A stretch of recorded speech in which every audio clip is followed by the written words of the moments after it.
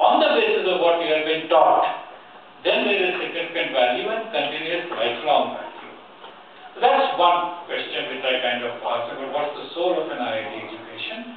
The other is even more interesting and challenging. We are talking about all this, etc.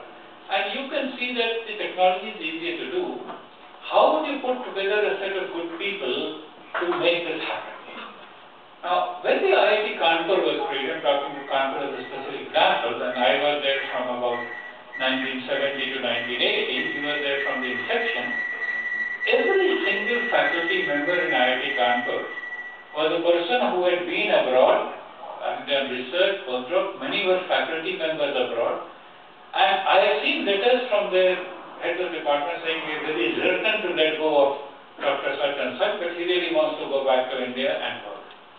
How did that happen in the 1960s when we had none of the fancy things that we talk about the story of India today? And how is it that people from Caltech and MIT and Purdue and you name it, all assembled there on a certain campus? It was 16 kilometers from there. Kanpur was not the greatest of cities, and so on and so forth.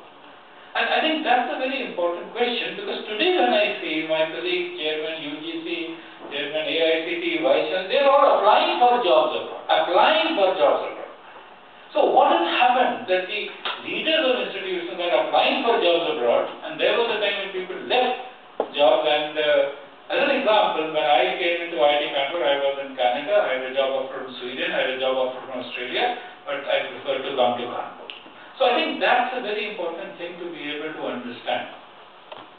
Many more things were there, and in particular the next one which is important, I would expect him to talk about that, in addition to whatever else he feels like talking about, is that when the IIT curriculum was being designed, the traditional engineering people said, what are you designing, what are you creating?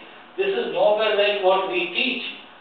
And the answer given was, well, we are not creating people like you, we are creating a whole set of new people. And this has become very relevant, because this is what we talked about yesterday. And even today people talk to me about CBSE curriculum and JEE exam and board results and so on. And what we are trying to say is we are trying to make people go beyond that. So I will invite Professor Srinivasan to please come up and share some of his thoughts about the IIT